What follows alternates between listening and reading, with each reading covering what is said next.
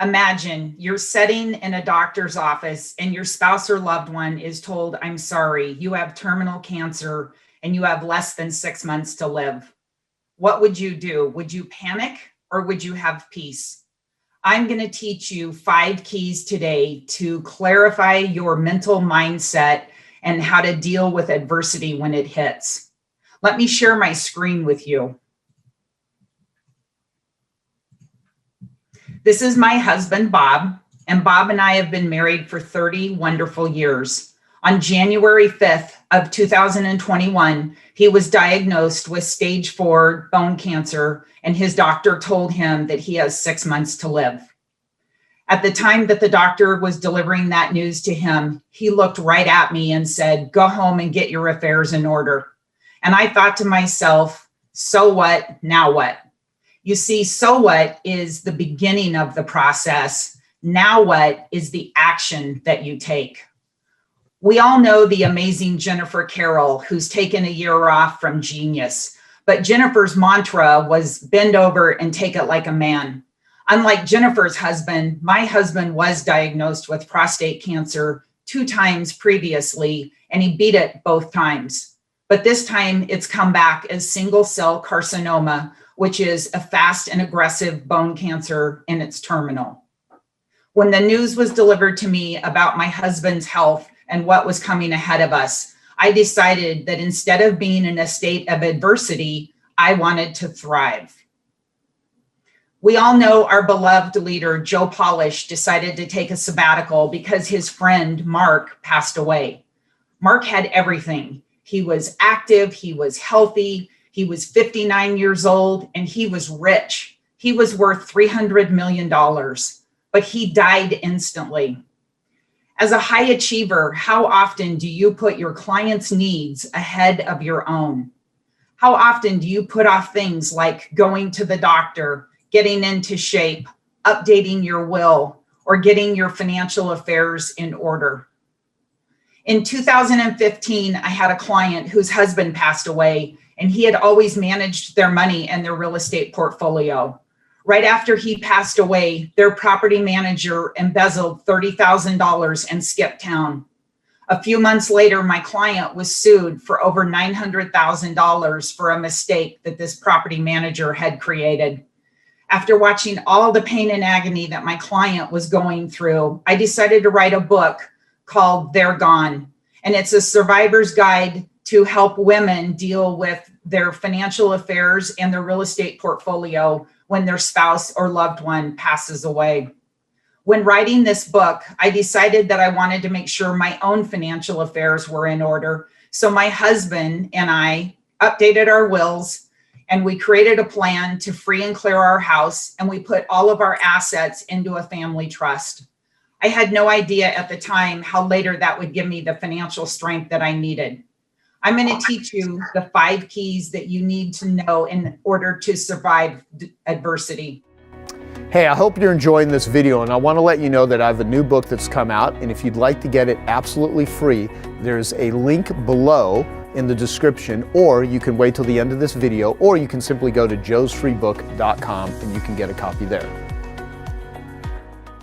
The first one is planning for today will give you strength for tomorrow. In 2018, while training for a 4-day backpacking trip through the Arizonan desert, I developed a pain in my chest that took my breath away. I knew I had a benign lump, so when I returned from the trip, I went to a surgeon and I asked her to remove it. She called me several days later and indicated that it had morphed into stage 3 breast cancer, and she was referring me to an oncologist. When I met with the oncologist, he told me that we had to be fast and aggressive to beat the cancer. And within days, I had a chemo port inserted into my chest and I started chemotherapy. Within a blink of an eye, I went from being a healthy, successful commercial real estate broker to fighting for my life. I had 4 rounds of chemotherapy. I lost all my hair. I lost all of my energy. And my oncologist told me to stay home from work to protect my immunity. After my last round of chemo, the surgeon called me and indicated that she had taken my case to the tumor board and that they were recommending a double mastectomy in order to ensure that the breast cancer did not come back. I could have been disappointed and depressed. I had just survived 6 months of chemotherapy and I was exhausted. It was a grueling experience, but for me, it was just a small bump in the road. When my surgeon told me that I needed to have a double mastectomy, my next question was, so what, now what? And my now what was, what day do I show up for surgery? How quick can I recover? And how quick can I go back to the life that I crave? I also experienced total financial peace during that process because of the prior planning that I had completed with my husband.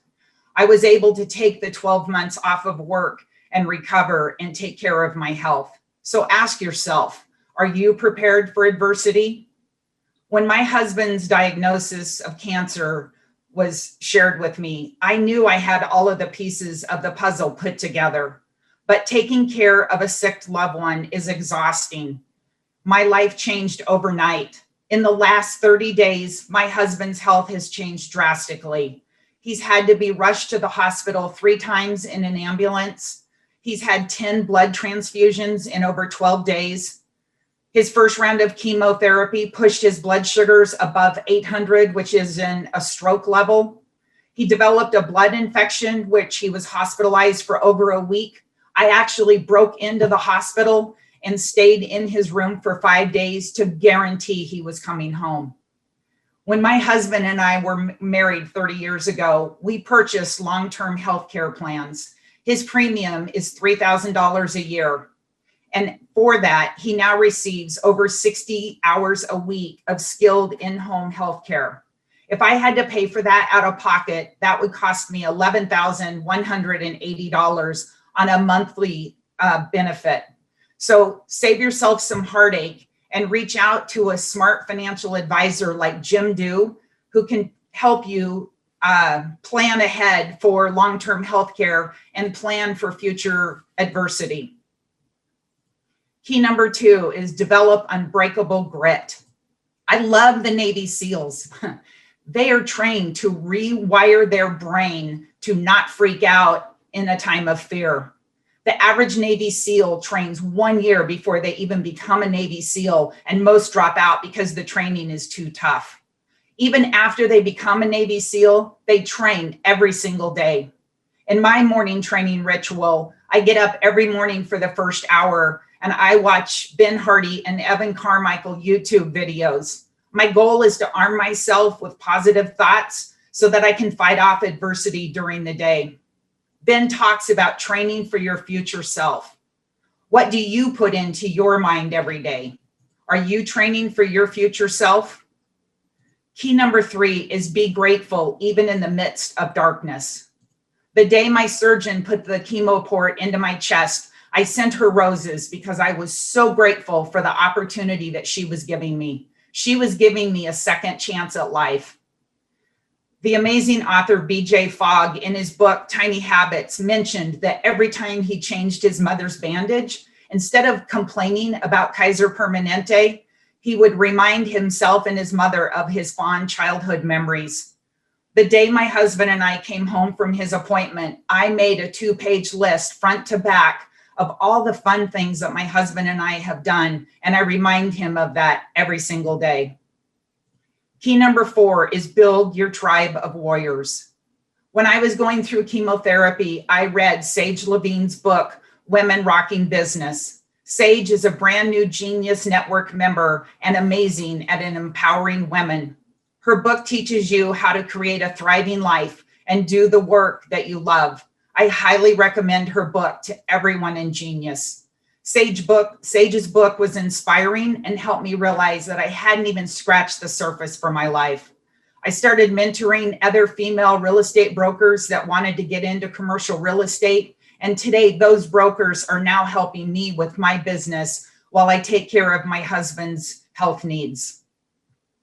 Key number 5 is be forward thinking and dream big. When I was going through treatment, I was always forward thinking and dreaming of my next big adventure. Within 12 months of returning to work, I closed the 2 biggest deals of my career, and I went on a 5-day backpacking trip through Yellowstone with a 45-pound backpack on my back. The Genius Network is a room full of doers. There's someone in this group right now that can help open a door or solve a problem for you.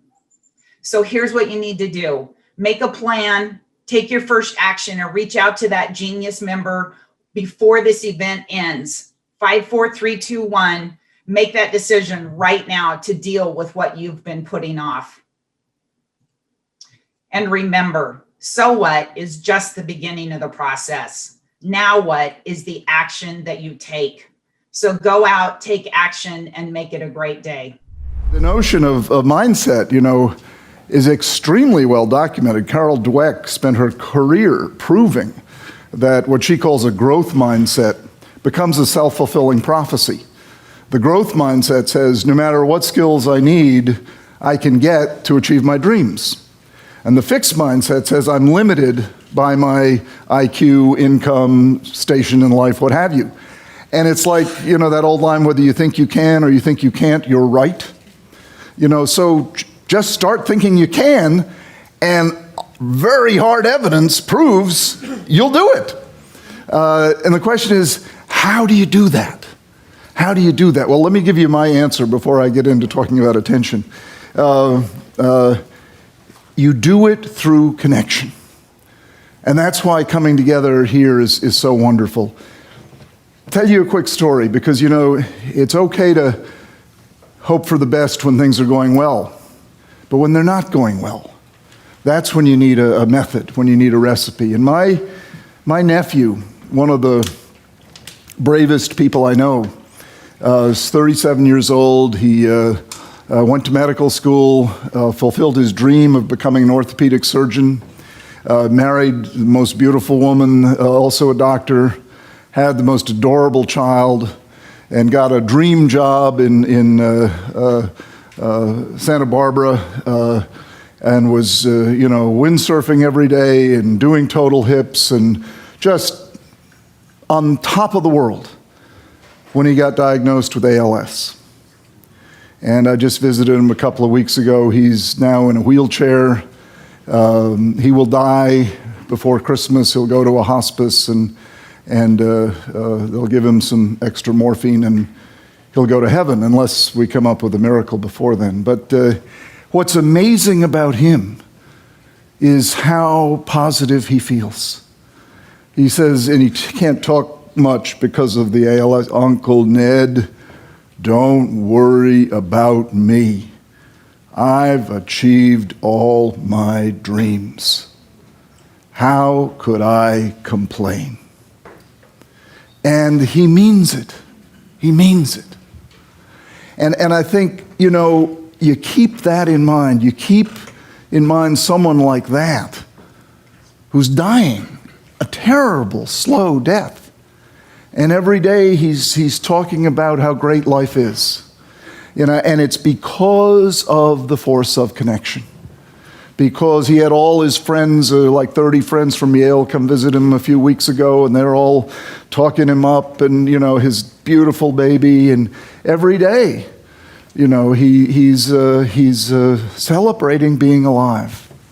And I think you want to keep that in mind, that it is the power of touching each other that brings out our best.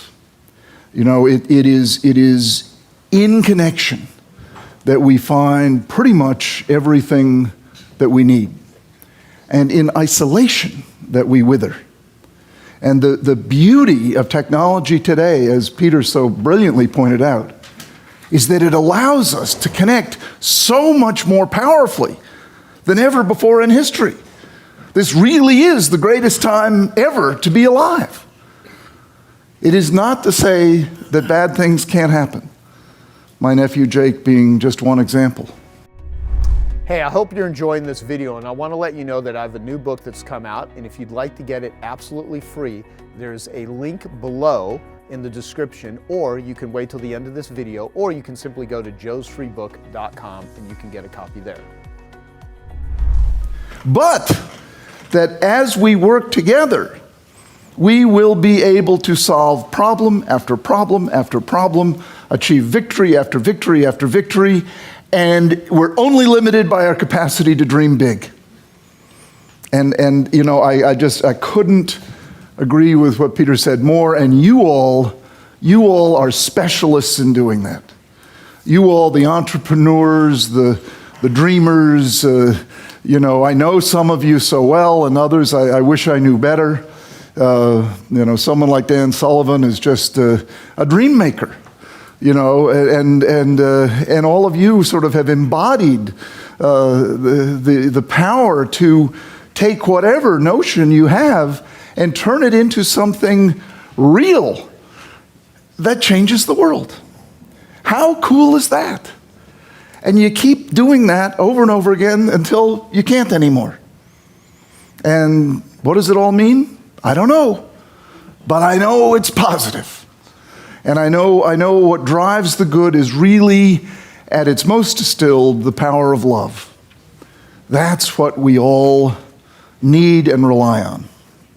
Well, with that as sort of an introduction and a frame, let me now talk about attention, because it fits so well into what Peter was saying.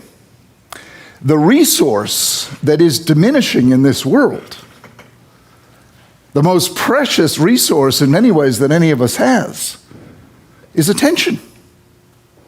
Every day you have to decide where to focus your mind.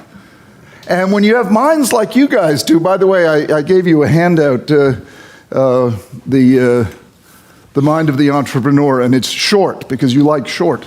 It's just bullet points, and you can see. Don't read it now, please. But I know you guys. But exactly.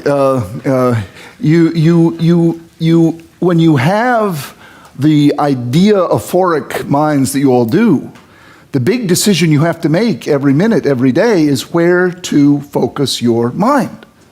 And if you're not careful, what I think of is a tin can surrounded by 1,000 magnets. And your brain is like the tin can. And you wake up in the morning and 1,000 magnets come on, and what does the tin can do? It just spins. 1,000 magnets. It's attracted to every single one of them simultaneously. And you can spend a day, a week, a career spinning if you're not careful. So the skill now that we need to learn, that really technology has brought us this opportunity. The great thing about modern life is you can do so much. The curse of modern life is you can do so much. So what you have to do is get really tough with yourself and prioritize. Decide, where do I want to focus? What do I want to put my precious mental energy into? And I'm not here to tell you where you should focus, but I am here to tell you it's one of the most important decisions you can ever make. And you say, okay, I'll focus on my business. Well, what part of your business? And where do you want to put your energy, and what do you need to delegate?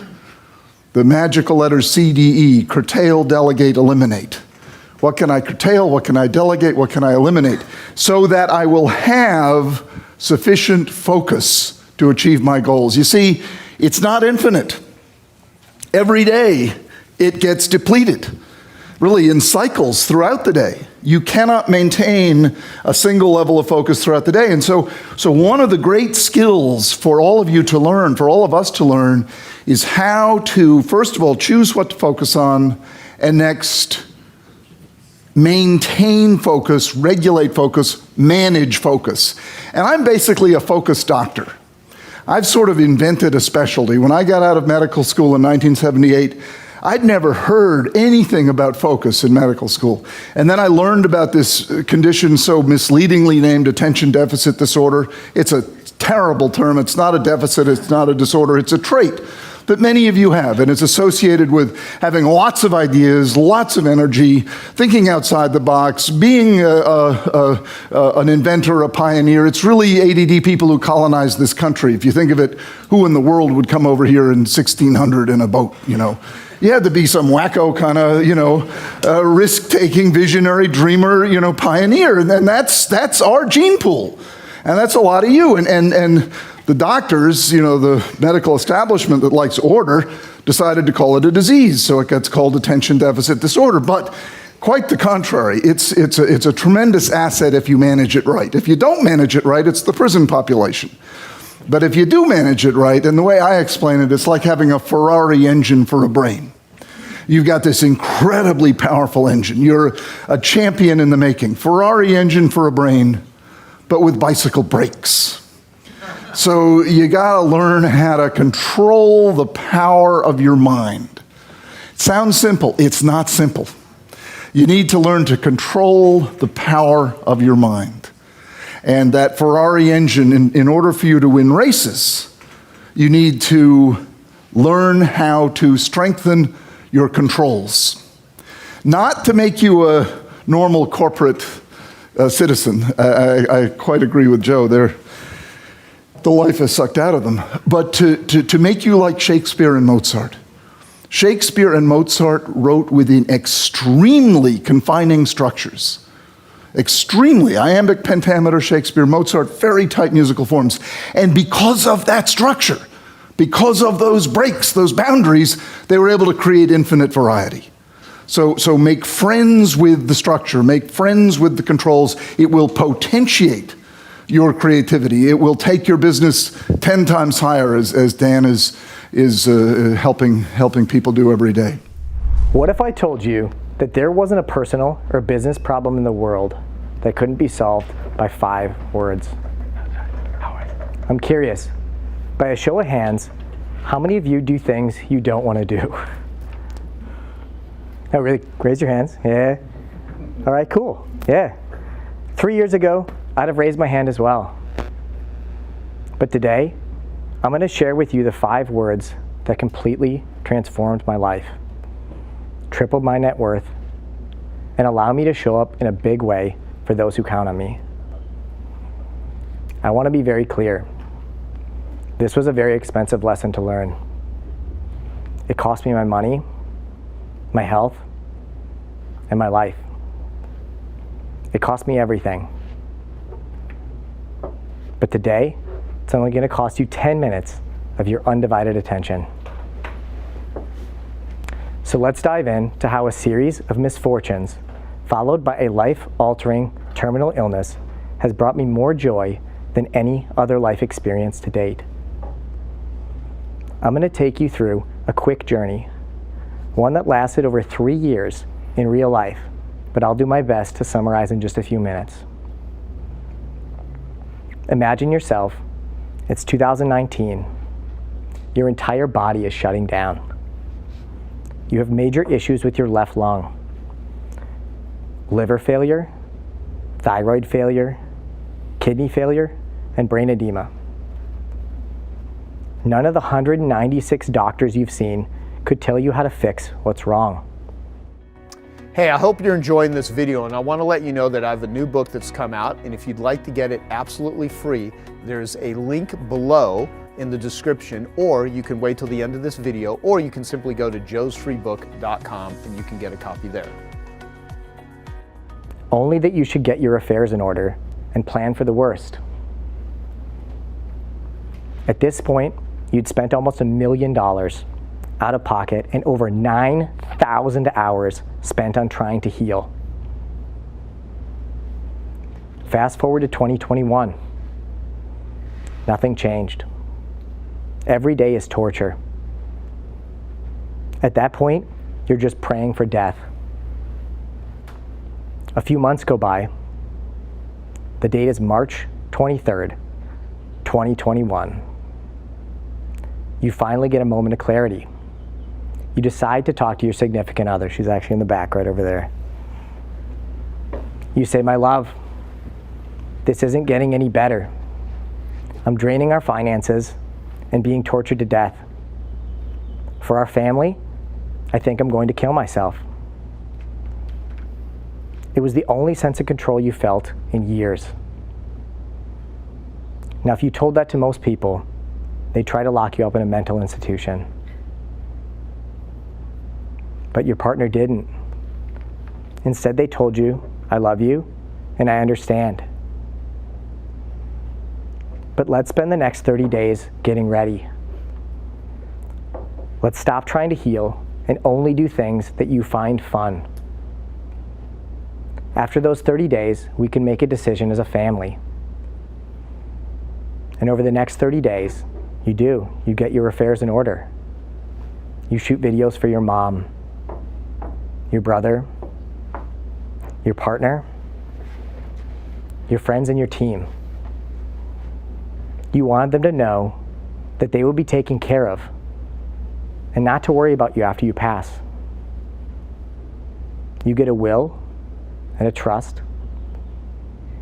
You talk to your employees about what the business is going to look like when you're gone. You do several hours of research on what the most painless way to kill yourself is. It's heroin. It is heroin. Yeah. You also start doing things you've always wanted to do. It's hard to imagine the free time you get when you stop trying to save your life. This is the best 30 days you've ever had. You finally get to do everything on your bucket list.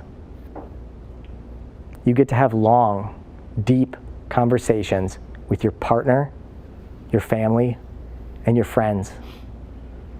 The type of conversations you can only have when you know the end is near. You feel the most free you've ever felt. Like you open the door to the torture chamber room. You start to live by the 5 words that I'll reveal to you in a minute. And the craziest thing happens. You start to feel a little better. Not 100% all at once, but little by little. Enough to postpone killing yourself. Obviously, I'm here. Fast forward to 1 year later, which is around today, and I am almost 100%. Over the course of your 3-year ordeal, you get a gift that sadly many people in the world do. You get to find rock bottom. The place where life doesn't have value anymore. And you find 5 deceivingly simple words that have solved every problem you've ever had. Are you ready for the big reveal? Yeah. Good hooks, right? Drag it out a little longer. Yeah. The biggest question you ask yourself before you do anything now is, does this bring me joy? But it's worth it in the end. Because once you get there, you can move mountains. And I have a framework that I'll share that once you apply it, you'll learn how to think about it and start using it daily. It will make you wonder how you lived your life any other way. Here's the framework. It's very simple. You ask your question, does this bring me joy? If not, can I delegate it to someone that will find joy in it? If not, can I personally reframe it to find joy in it? If not, get rid of it like your life depended on it. So let's apply it to 5 real life examples. The first example, how many of you hate firing people? By a raise of hands. Come on, there's got to be more than that. How many people hate firing people? All right, yeah, me too, right? So I ask myself, does this bring me joy? Hell no, right? Hell no.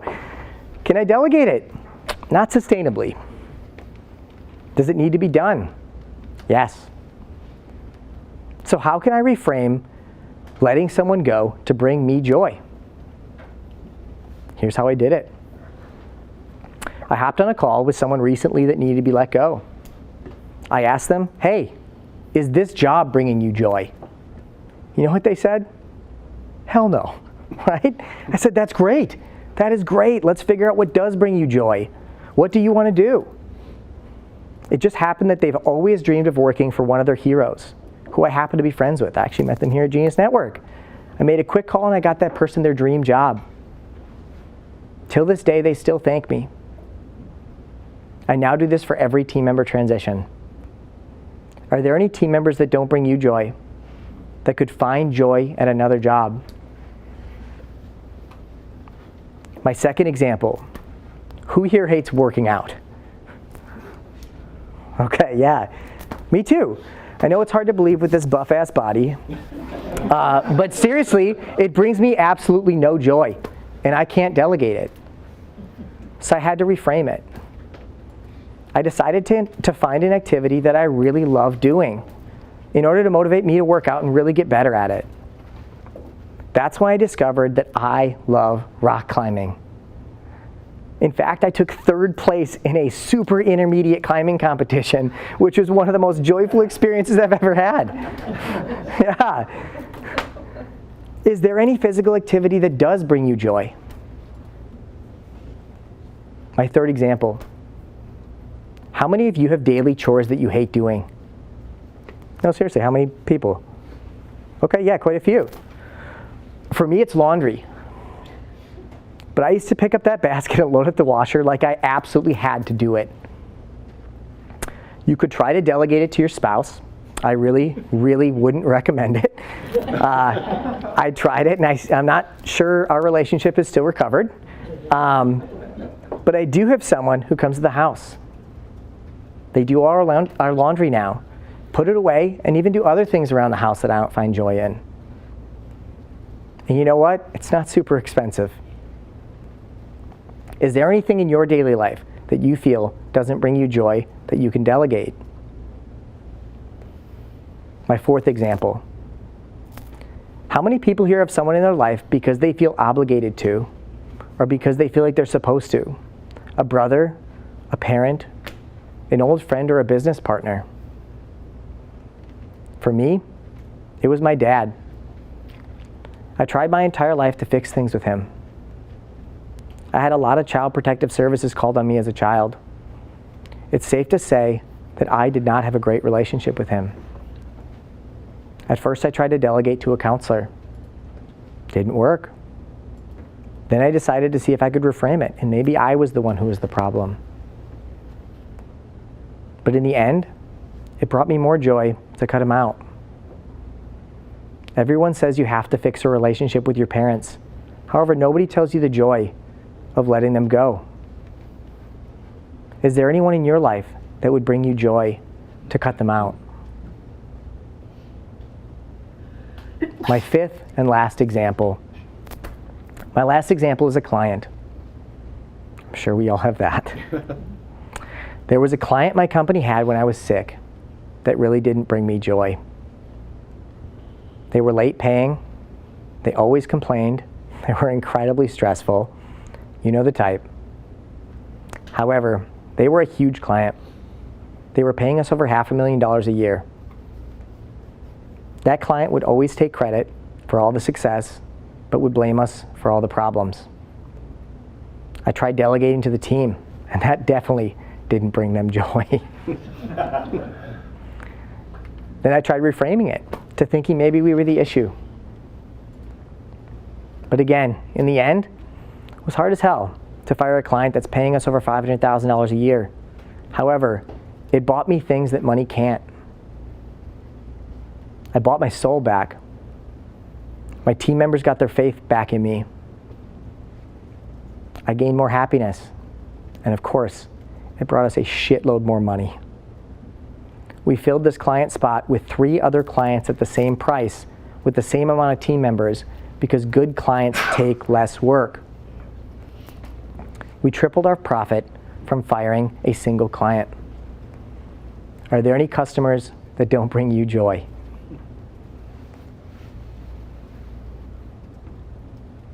The main point I want to drive home is to start eliminating or delegating things that don't bring you joy.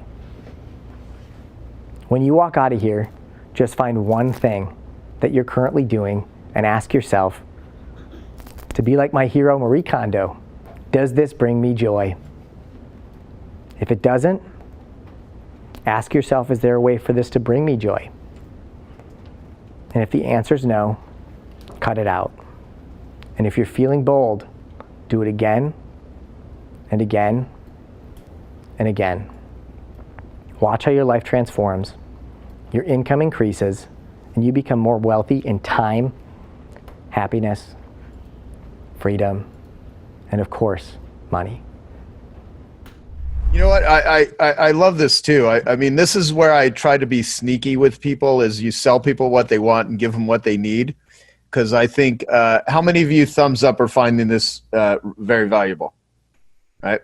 Now, obviously, because of all the comments, you'll have to read them later, Sasha. And I know it's hard to like focus and read comments at the same time. That's a good way to keep yourself distracted.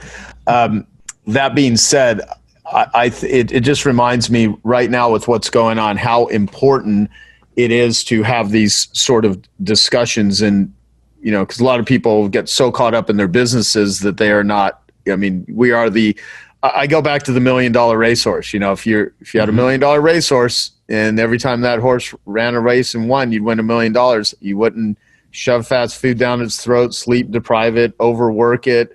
You'd give it the best food, the best nutrition, the best trainers, the best nature. There's all these other things that you know could be missing. So, in your own life, what have been the 2 or 3 most important things you've done to maintain and optimize your health? All right, great question. So there's so many, but I'll try to narrow it down to 3. So one thing is time in nature. I think that is very overlooked, super, super powerful, and when possible, accessible to all of us. And we should prioritize spending time in nature, particularly time in nature. I want to emphasize in nature, not darting through nature, not running through it on a trail. And even if you do a trail, take some time to sit with nature and feel the tone, feel the sounds, feel the earth, get your feet on the earth. That's super, super important, very, very overlooked. And I think it's where some of our best ideas come from, unlocks our brain. So really simple fun fact, if I stare at an image of nature on my screen, that image is flat. No matter how realistic or high resolution it is, the details in that image are completely flat because my screen is flat. But when I look at a forest, there's dimensionality to it. And that dimensionality gives nature its fractal properties, which unlocks our brain. Our brain is a fractal. And if you don't know what that means, it's beyond look it up. It's super, super powerful. And that's a whole different conversation. But nature heals our brain unlike anything else. It heals our body, unlike anything else. We have, if you look at a tree, the branches of a tree look exactly like our lungs because we're built using the same mathematical equation. So healing has to occur through nature.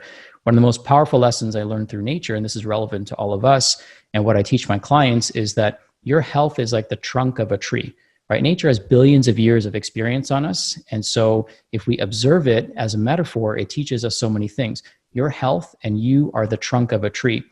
The branch of a tree can never grow bigger than the trunk. If it tries to, what happens? The tree splits in half. And most of us are trying to build our businesses bigger than we are. And when that happens, our lives, our relationships, all these things start to split in half. If you focus on you and focus on your own personal growth and grow the trunk, then all the branches can grow bigger.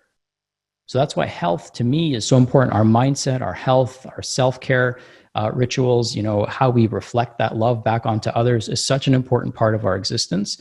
And I've learned a lot of these lessons just by spending time in nature. And when you're in nature, you're going to unlock your right brain. Pay attention to patterns, colors, shapes, zoom in on things, actually get close to the tree and look at it, because that will unlock these patterns in your brain that haven't been, that you can't unlock by staring at a screen. Another thing is that I do personally are incantations and chants.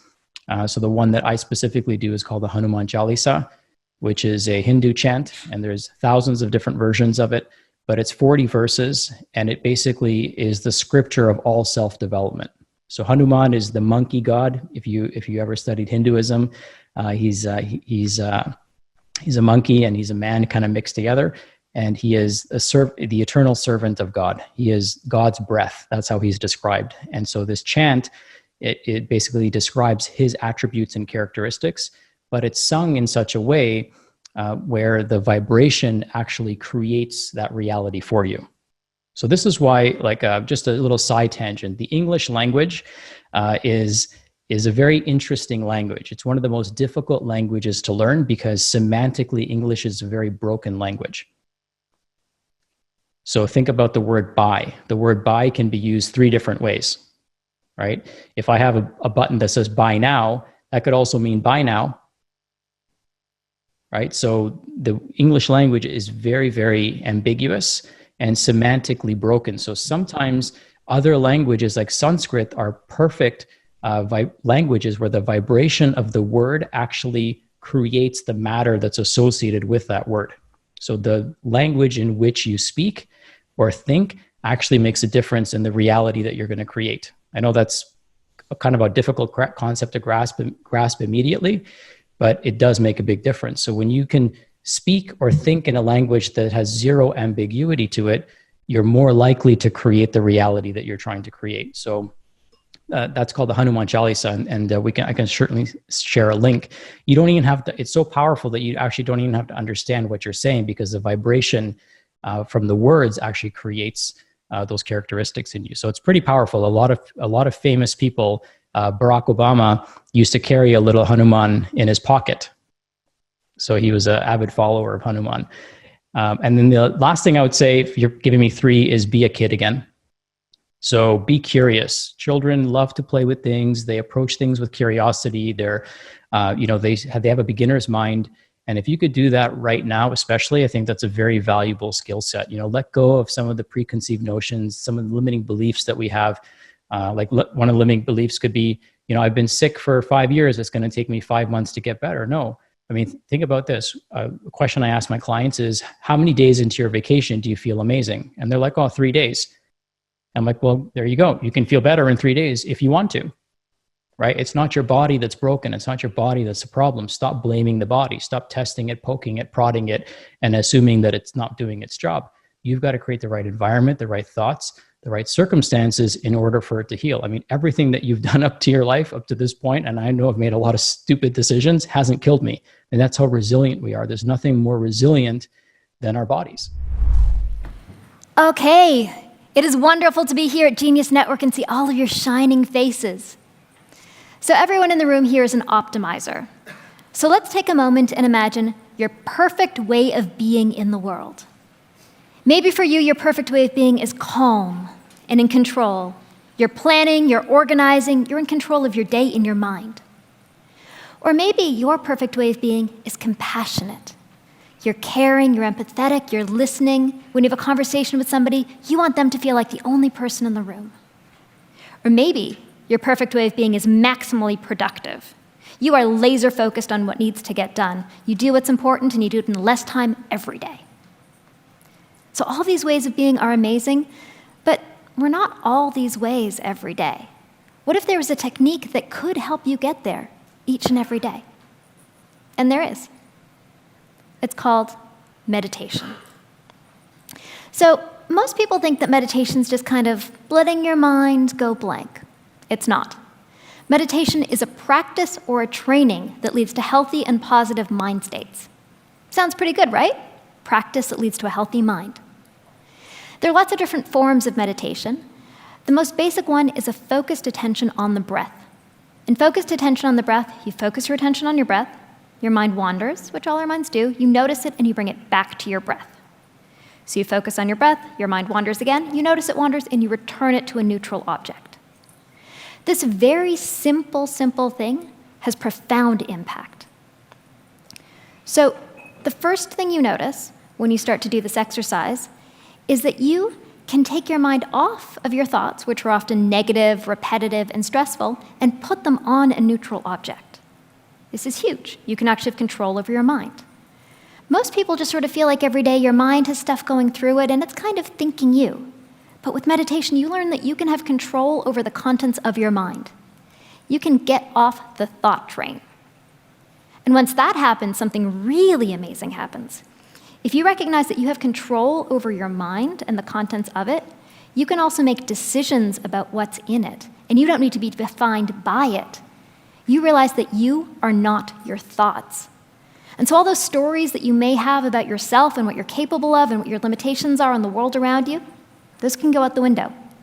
You can make the choice about what's inside your head. And then you realize the same thing can happen with your emotions. If you feel an emotion, it would in the past trigger an uncomfortable thought, which triggers more uncomfortable feelings.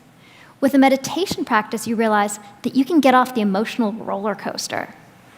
That rather than having a feeling and having it rule you, you can simply experience it as a sensation, let it rise and let it fall, and not give it the attention to control your life. So, as an example, you are an employee, and maybe you just made a big mistake at work. Your boss starts walking up to you, and you feel your heart rate starting to raise, and your breath is getting kind of shallow, and you don't realize it, and you're realizing you have all sorts of sensations of fear and shame and guilt, and this really sucks these feelings, and so maybe you'll just blame your colleague so you don't have to feel this stuff. Well, if you have a longer-term meditation practice, you can begin to start to work with those feelings, and as they start to arise, not be ruled by them, not be triggered by them, and then make a more appropriate choice in that scenario. Hey, I hope you're enjoying this video, and I want to let you know that I have a new book that's come out, and if you'd like to get it absolutely free, there's a link below in the description, or you can wait till the end of this video, or you can simply go to joesfreebook.com and you can get a copy there. Another place where meditation has fantastic impact is in your productivity. So you may not realize it, but every time your mind wanders off task, you're actually micro-procrastinating. Each and every one of those little mind wanders is actually something that's sucking up time from your precious day. So one of the things that I noticed when I started meditation practice is I got incredibly efficient. Early on, I had a long format essay to do, and I was the boss of a company. We sat in an open office. Everything was distracting me because everybody's problem was my problem too. So I was writing this long format essay, which normally took me a few hours, and everything was distracting me. But once I started a meditation practice, those long format essays just became really efficient because each of those distractions I could say, nope, don't care, back to the task at hand. You're a distraction, don't care about you, back to the task at hand.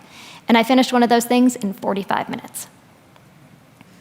So all of these great benefits that we've discussed, improved productivity, better emotional responsiveness, they actually have corollary changes in your brain. Meditation makes real change in your brain. So let's dive into our brains to find out how. So let's start at the top. One of the first ways that meditation can change your brain is it affects your prefrontal cortex. Fantastic news, we have this area at the front of your head called your prefrontal cortex. It's our attentional control center. It helps us plan, it helps us process and organize. It's amazing. Bad news, as you age, your prefrontal cortex thins. Good news, if you're able to maintain a long-term meditation practice, you may maintain the thickness of your prefrontal cortex as you age. In one study, a 50-year-old long-term meditator had the prefrontal cortex thickness of a 23-year-old. Meditation can also help you downregulate your amygdala. So if you remember in that example with the employee, when his physiology was flying all over the place, well, that was his amygdala in hyperdrive. Meditation helps you actually calm and downregulate your amygdala so you can calm and manage your body's emotional responses. Meditation also can increase the volume of your hippocampus, the side of your brain right there, right in the middle. Your hippocampus is the area responsible for learning and memory. And who couldn't use more learning and memory in their life? Meditation also impacts your temporal parietal junction. Why does that matter? Well, your TPJ is an area responsible for compassion, empathy, and perspective taking. And a meditation practice actually impacts that area of your brain. Meditation can also, and this is the coolest one to me, 8 weeks of meditation can increase the density of your gray matter. Why is that meaningful? Well, Einstein had more gray matter than the average individual. Just saying. So if all of these things are so amazing, why don't more people meditate? We saw that only a portion of you do it, and the ones that do are fantastic, but the ones that don't, why not? Or why do you start meditating and then you stop? Well, it turns out that meditation is actually hard to do. There's no one sitting inside the black box of your mind to tell you what you should be doing in there or to guide you and coach you. And we wanted to change that.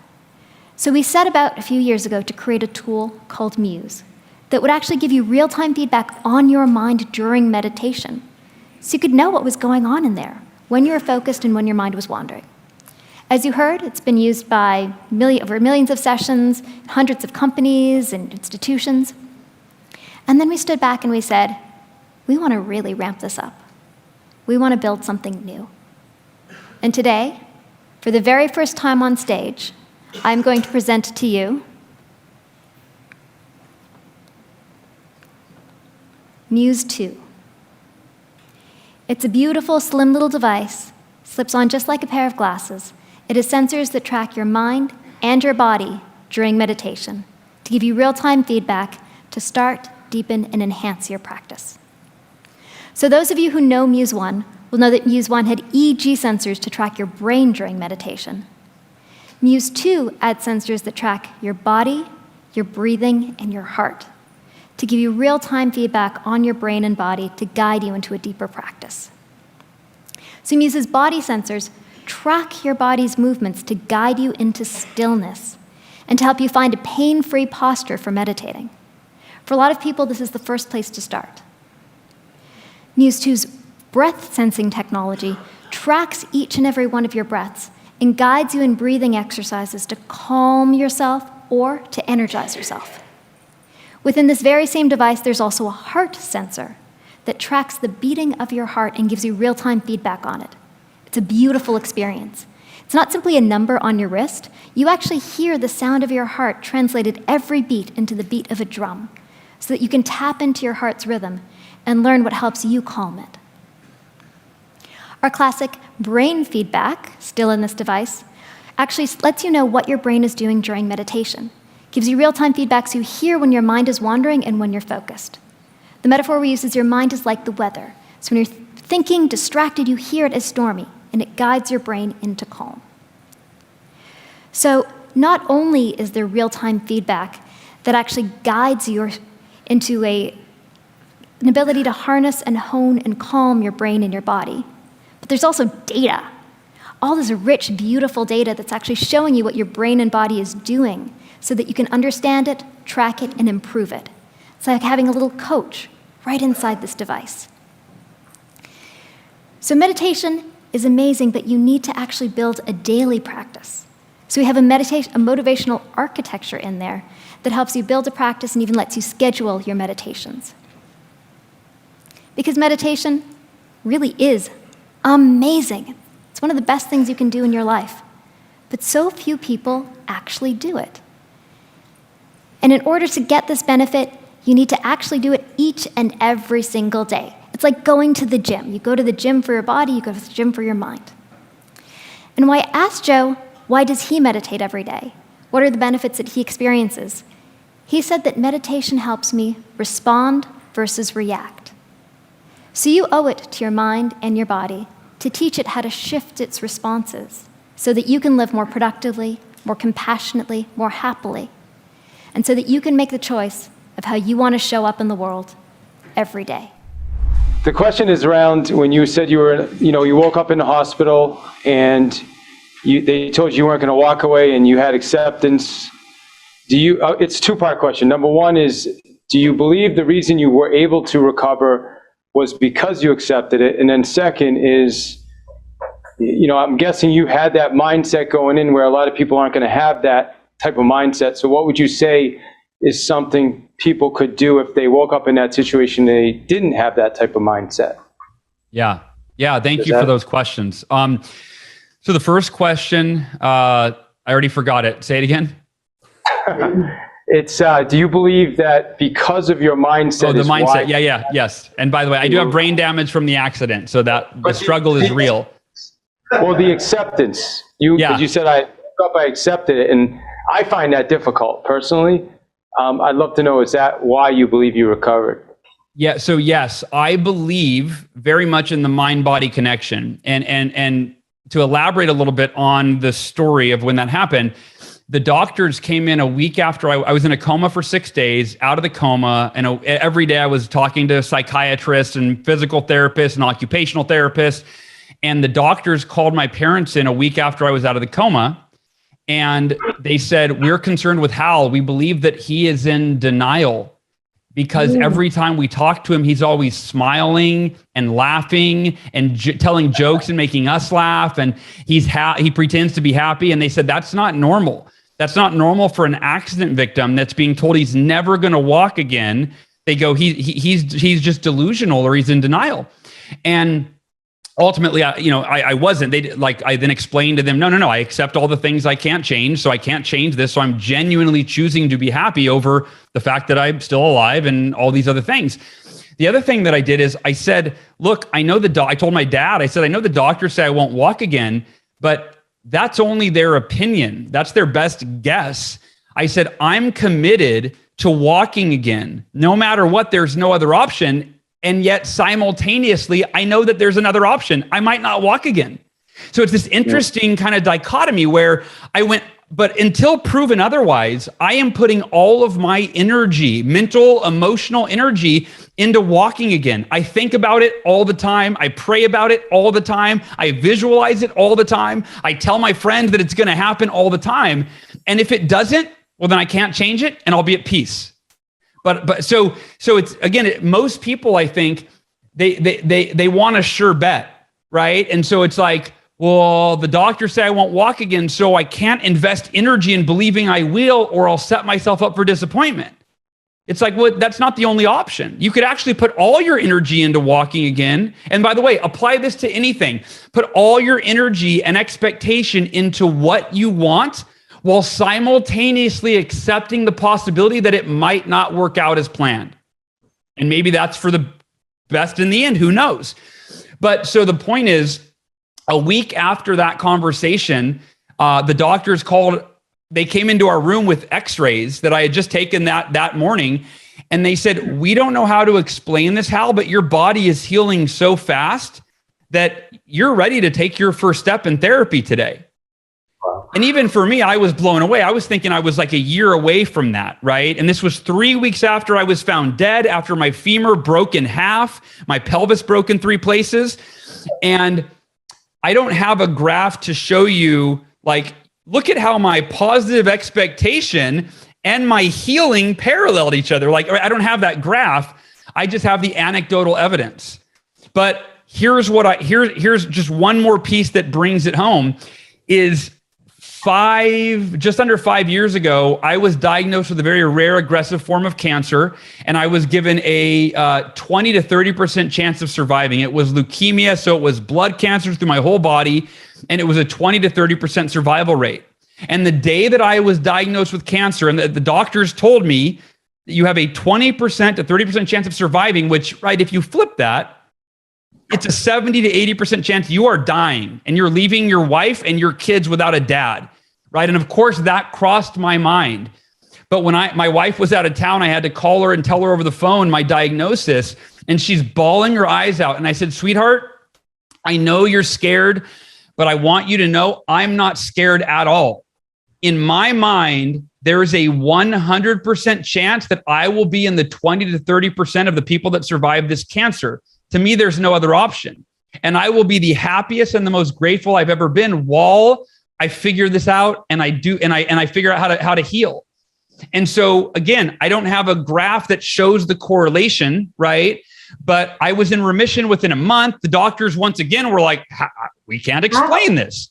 And so having it happen multiple times, I just really do believe, and I know it's a long answer to your question, but I believe so much from my own personal experience on multiple, occasions, the car accident, the cancer, and even others, the mind-body connection, in that we create our reality mentally, physically, emotionally, and spiritually. We create our reality.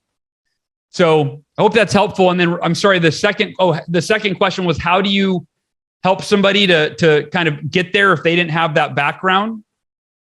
Yeah, maybe a tactic or some way, even if it's picking up a book or something to get you in that space where if you are laid up, you're going to have that wherewithal to look at it from a different perspective. Yeah. So what'd you say? The Miracle Morning book is a good place to start. So it is. I'd be biased to say it, but it is. But here, I guess here's the point. And you actually said it. It's sharing a resource from a third party, typically, that is very influential.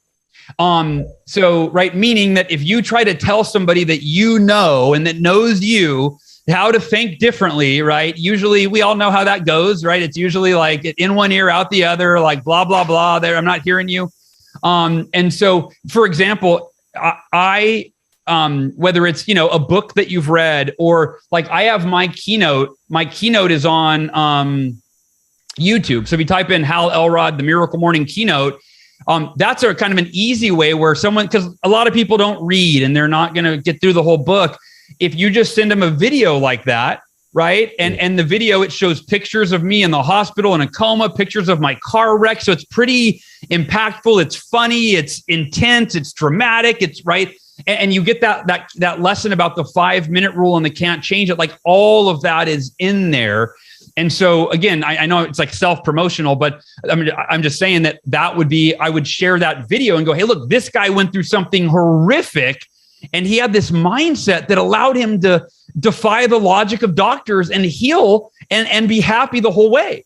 Right. So that's an example. And again, if you can find that video or other videos that you could send to anybody and get them to watch it that could shift their mindset, I think that's one of the best ways to do it, rather than us trying to, no matter what we say, they're going to view us in a certain light, and that may or may not limit our influence on those people. Love it, man. I'm going to actually find that video and share it at our next team meeting. So appreciate you. Thank you. Yes. Thank you, brother. And Appreciate also, you. Gina did put the link in the chat to your movie as well. So before there's any problems in your life, go ahead and watch that and have the resources ready. Reaching impossible heights by embracing discomfort.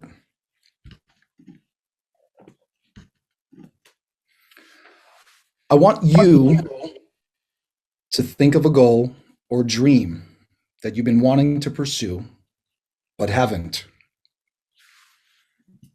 It could be learning a new skill. It could be doing something new in your business. It could be taking on a new hobby. It could be recording your first YouTube video. It could be doing a 10-minute talk. What haven't you done, but deep down, you really want to do? Right now, I want you to write it down or keep it top of mind during this talk. Now, this goal or dream hasn't been started or moved forward because in your mind, you may be saying the following: I'm not worthy. I'm not ready yet. There'll be a better time. I'll do it in the new year.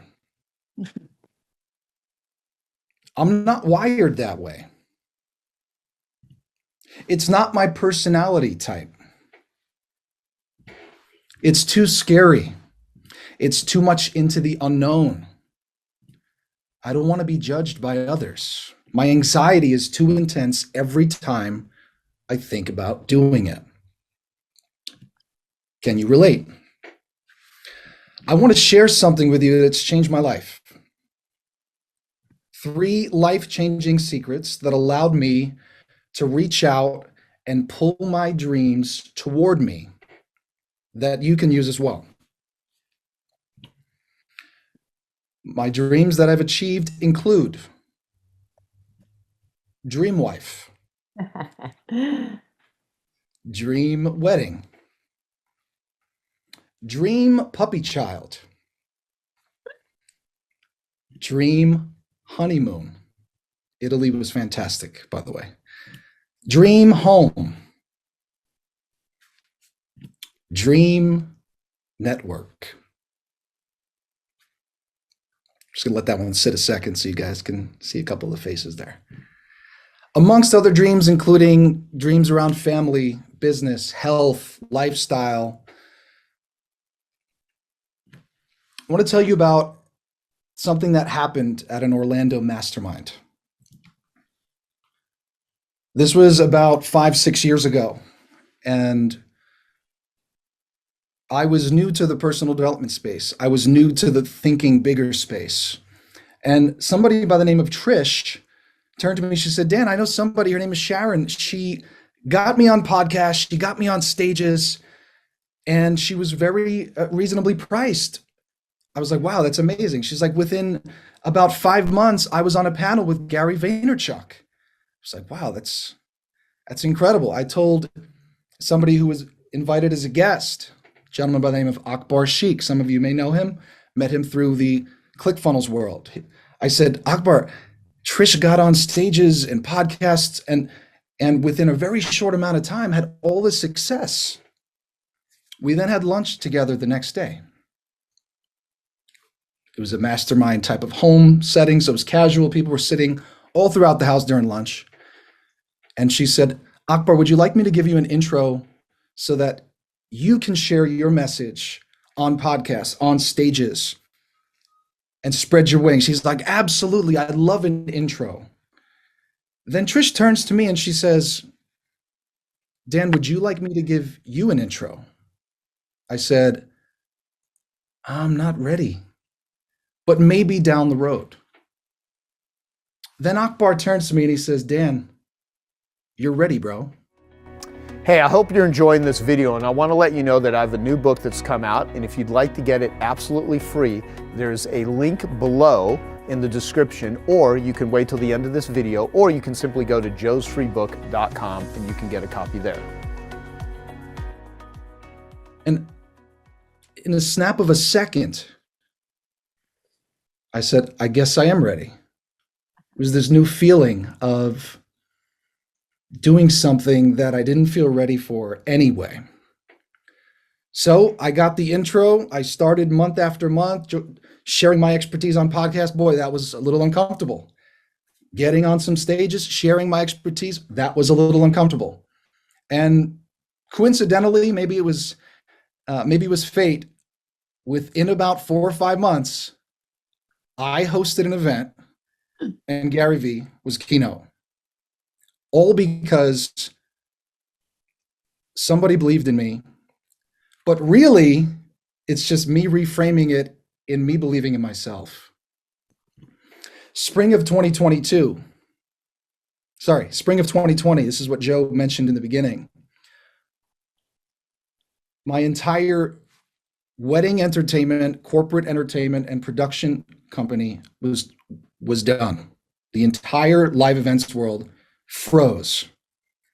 Very quickly, after a short vacation of 1 or 2 weeks off, I'm sure many of you could relate of what are we going to do about it? It was a decision to adapt into a completely new vertical. And we said, all of these schools need help. So within a couple of weeks of hustling and trying to find decision makers within New York City, where I currently live, just for the rest of the month, and then moving on to other places, I got an interview with the lead department head of New York City schools around technology. He said, could you do 20 to 30 virtual graduations? I said, what is in my head, I'm like, yeah, absolutely. But what is a virtual graduation? We never had a need for this, but I said yes anyway. And I've learned this, and it's probably one of the best secrets to continuing to rise, and that is resourcefulness. Who do I know that can help? Was going to be what we're going to figure out. So 2020, instead of 20 to 30 graduations, we did 65 in 2021. The new unknown was needing to do 75 virtual and the new 35 live stream outside, without power, without internet. Just continues to throw these new unknown scenarios. And so I'm gonna show you what I call the mindset secrets and how you could apply them into goals or dreams that you're working towards. First, a quote that I couldn't agree more with. We suffer more often in our imagination than in reality. Secret number 1.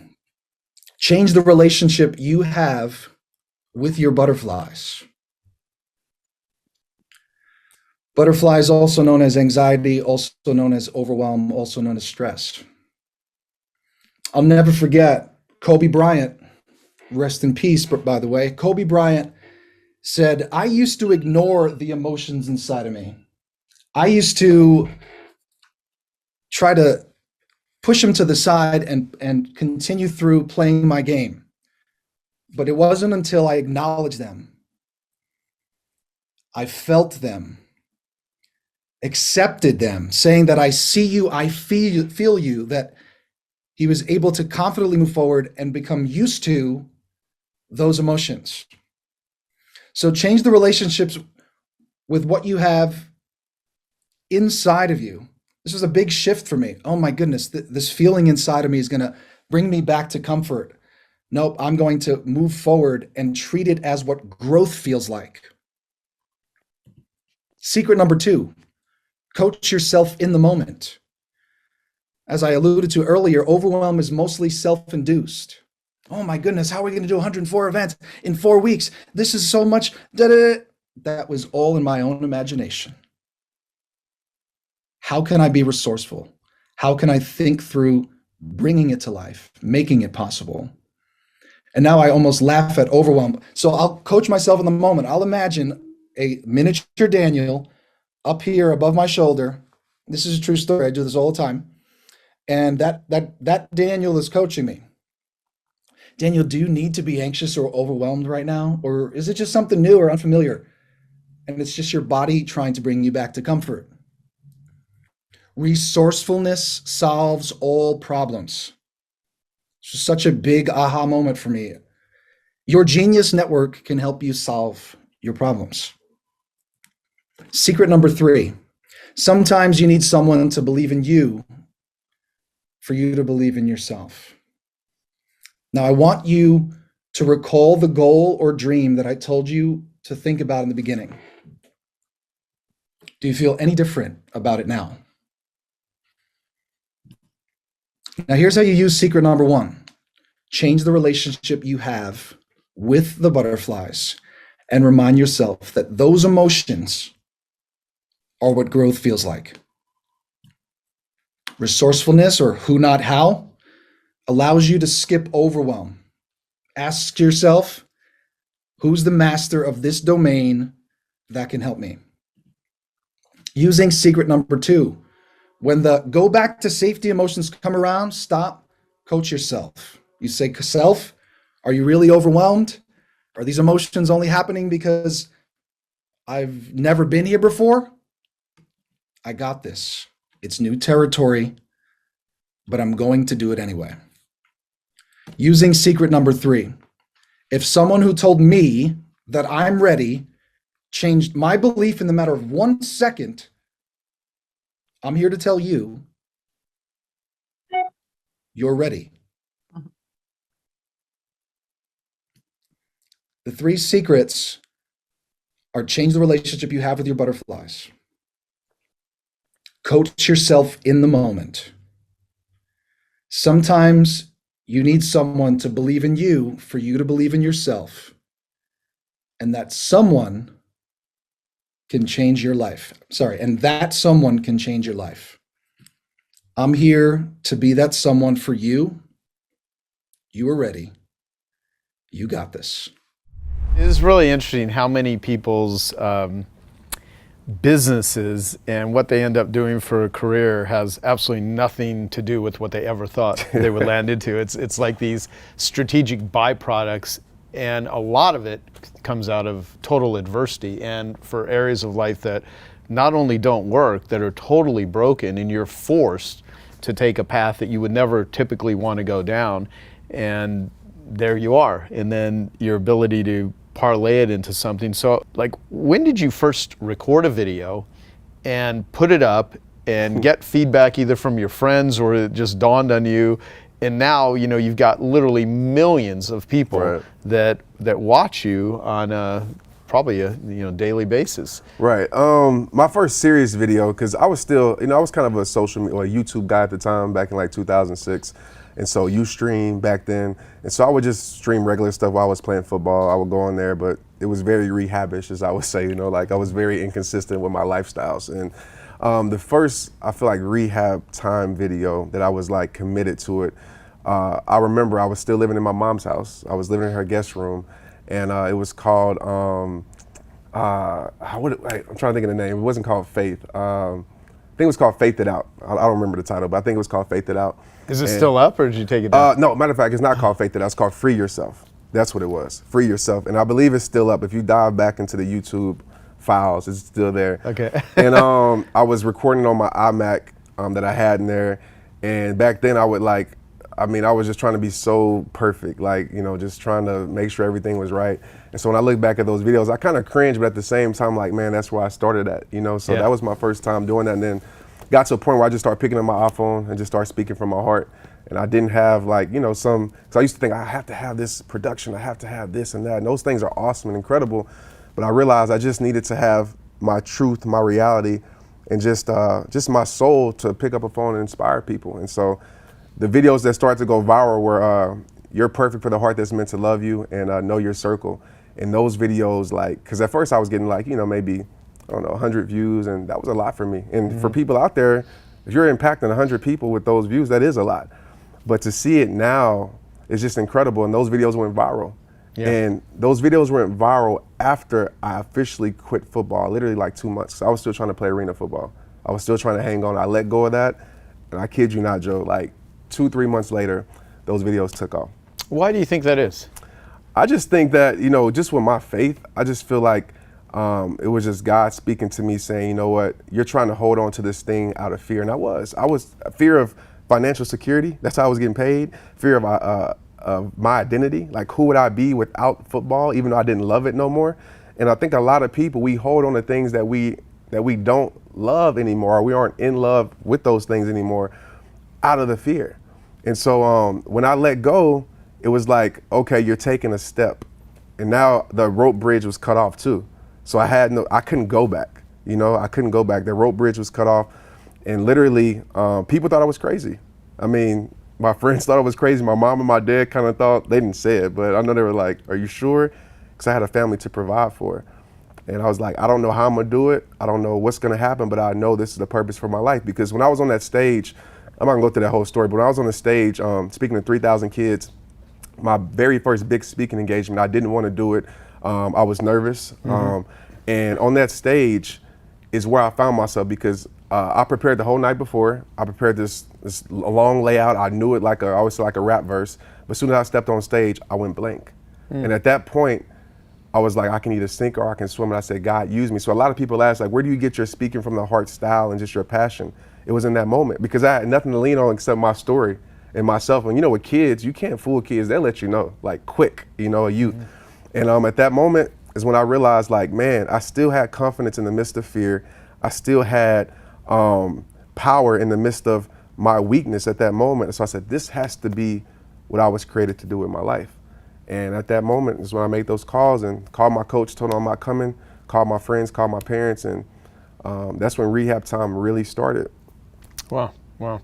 So let me ask you about, because you weave a lot of God into your videos, and I always tend to try to bring it up because I sit and think of who are the listeners here that are atheists, that don't resonate at all with God. And you know, my background, my mother was a former nun. She actually left the convent because she had gotten ill, and met my father in church, and they ended up getting married, and I was raised Catholic. And my experience with it was very negative. And I, even to the point where this whole notion of God, with all of the being molested as a kid, my mother dying, lots of abuse, lots of things that happened, you know, it wasn't until later in adult life where I realized I have a real issue with this whole God thing. And even though I spent thousands of hours of my life praying and going to church every day when I went to Catholic school, you know, I just could not feel this connection with this source. And so to this day, you know, I always am a little suspect when someone is so hardcore about what they think God is, because you know, there's many different perceptions of that. The real question is to not go into trying to describe God, because you know, you're going to have a million different versions. It's more about faith. And so what does God mean to you? And where does this faith come from? Because I think a lot of times people have a real, you know, your messages, I don't care what anyone, you know, if they're religious, spiritual, atheists, there's so much good in what it is that you share. And what I don't want to do is have someone either cut themselves off because they're like, oh, they hear this charged word, Right. which is very positive for some people and extremely negative for others. So I'd love to get your perspective on For sure. And I always tell people, like you said, I mean, people who follow me, I've had, Muslims, atheists, and everything, and I think they look at the message and take what they need and leave what they don't, and they respect my beliefs. That's what I'm always a respecter of people's beliefs, and only can speak about just in my life. Of course, I was raised around it. My dad's a pastor, my grandmother, all those things, but it wasn't until two situations happened in my life that really made me draw me closer to God. One was when I was 6, 7 years old. I had a real bad asthma condition. Of course, it's a lot better now with more knowledge I have, but living in New Orleans with that humidity, I mean, I'd take breathing treatments every night. It was bad. It got to a point where I was coughing so bad that my blood vessels turned white. I mean, my white around my eyes, my blood vessels popped, so all the white was red. Right. And so I would go to school, and that's the first time I get bullied, 2nd grade. They're calling me like devil boy, all these things. And I was sick, and my mom, my mother didn't know. The doctor gave us a suppressing cough medicine, which made it worse.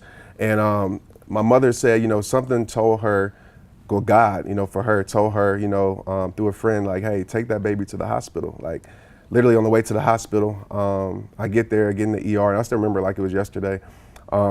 They put me down, and my mom leaves the room, and it's this one guy across the table, his son had just got shot, and I stopped breathing, gone pretty much. And the only thing I remember is them bringing me back. But the guy was watching me when they told my mom, and they brought me back, whatever like that.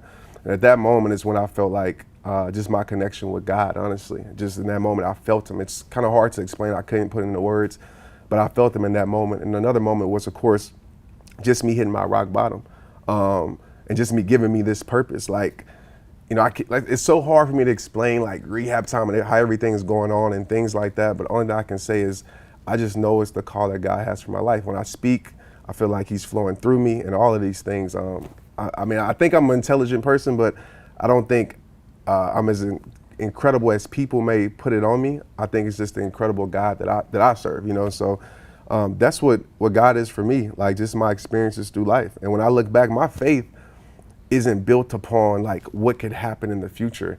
My faith is built upon what has happened in my life. And so every time I look back, and people can call it coincidence if they believe that or whatever it may be, but every time I look back in my life, everything added up to this moment. I had to go through the NFL. I learned so many things to put me in this moment. Friendships that it's just so hard to explain, even how we met. Everything had to happen to get to this moment. Every time I look back, my faith just gets stronger and stronger from that. And so that's what faith means to me, honestly.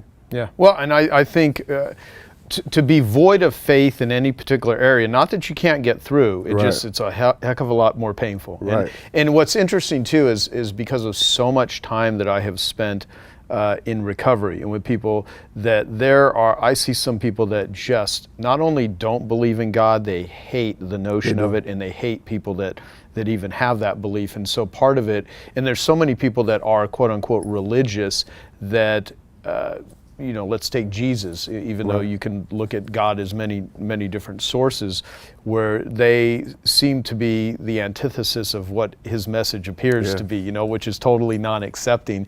And so I think part of it is just accepting others and accepting yourself without having to be like, oh, I'm going to invalidate that person because of that, because it's real easy to point fingers at any part of a person or what they do that you don't like. And if you want the world to change, good luck with trying to change the world. You got to change the way you look at the world, the way you experience the world. And so I even think too, love. I think love is, of course, the universal language. And that's something that I try to give people. And it's funny you said that because, and it's true, even when it comes to Christians, and I say this all the time, is that, we could be some of the most judgmental people ever. Like even with myself, like you go to my page, it's like, Trent, I have one lady tell me I don't dress Christian enough. I'm like, what is that? So I wear sandals, So I see so much judgmental stuff, and I think it keeps people away. But I always say this to believers that I talk to. I say, don't let the imperfections of man keep you from the perfection of God. Yeah. And I think you have to understand that. And then we blame, even me, I blame God for my situation so much. I blame God for this, I blame God for that. But I was never taking the responsibility. I mean, we live in an evil world with people who do certain things, and we have to take the responsibility also. So I remember when we were doing yoga at my house a few months ago, and someone out of the blue just starts saying, yoga is like and it's like, we're doing a yoga class, you know, with my friend. I get that too. Yeah. I'm just like, honestly, that's my best connection with God. Everything is what you make it, I feel like personally, you know, whatever opinion, everybody has opinion. You know, people tell you that some water is bad for you. I'm just like, what? So, you know, everything is bad, you know, so you just got to take your experiences for yourself. And I think as long as you operate in love, man, I think it works out. Awesome. What's the mission currently behind Rehab Time? Just to renew every heart and body. You know, I want to give people worth. That's my thing. I mean, know your worth tour, but I want people to understand that they have worth. I mean, that's my message. Regardless of what's going on outside of you, I want you to know that you're an incredible person. Don't let what's going on outside of you define what's inside of you. So that's my mission, man, just to get people to understand their worth. Yeah, great. What are some of the most valuable life lessons that you've learned? Oh, man. I think one is facing your reality. I can share this, the 3 R's, you know, facing your reality is one. And I always say, you know, you'll never win your war by running from your battles. I talked about it at the tour. And I think so many times we run away because of fear, whatever it may be. But when you step and face whatever it is, that battle or that fear, you overcome it, you realize you gain a strength that you never knew you had, you know? So I think a lot of people, a lot of times we need to face our reality, whatever that is. You don't have to become your reality in that sense, but you have to face it, you know, and you can grow from that. I think another lesson was release, you know, whether it's friendships, and I don't always promote that, but release the toxic things from your life. You know, people say don't burn bridges. I definitely agree, but I feel like there's certain bridges you need to burn, right? You know, that you can't afford to go back to. So releasing things from your life, that taught me that I had to change my environment. As I always say, you know, you don't blame a flower when it doesn't blossom or bloom. What do? You fix the environment. So sometimes it's not always you. You know, sometimes it is what's around you. Right. And so I had to change that. And last is just repairing your life, whatever that means to you, whether it's, you know, seminars, whether it's mentorship, whether it's digging up the bad seeds that's been in your life since you were born, that was given to you, and digging up those things and replacing those things with seeds of faith and seeds of power. So I go through that pretty much every single day. I think that's what my struggle has taught me, and that's what I try to teach other people. Explain, how could someone use this as an analogy? For sure. Well, I like to call it the world's ruler. And I think the world's ruler, and I want to say the negative things you use to measure your life, because you do need to measure your life in some aspects for sure. But I think a lot of times, I'll ask this question, I'll ask you the question. So like for you, or if it even is an answer, like what's enough? You know, everybody says I'm not enough. And so like what's enough? What's the definition of enough? Boy, the definition of enough, I guess, would be getting to a place where I would feel like a contented achiever. Exactly. Like I love achievement. However, most of the time, the world's greatest achievers live with the highest levels of dissatisfaction. And so enough is like a finish line. And it's an interesting question because for me, in my life currently, and this is my current level of consciousness, I'm trying to settle into the journey, not trying to arrive at some sort of destination, because it's never done. Exactly. You're never going to have enough. I mean, ask a room full of millionaires, how many of you don't need any more money? No one raises their hands. I mean, it's always perceived that, you know, I want more of this, I want more, you know, so. And that's exactly right. I mean, that's exactly the way I see it, is embracing the journey every step of the way. And that's the question I ask a lot of people, because they always say I'm not enough. Or I don't feel enough. And I say, well, what is enough? Like, what's your definition of enough? And usually the answer they give me is a definition that the world has given. So if it's social media, I need this amount of followers. Right. I need to look this way. I need to weigh this much. And I said, so is that what you want, or is that what the world wants? And usually it's what the world wants. And so I tell people all the time now, and it's like where I'm at, like with measuring, I say, you are enough, who you are. You know, it's just a journey. Life is a journey. You know, you're going to hit highs, you're going to hit lows.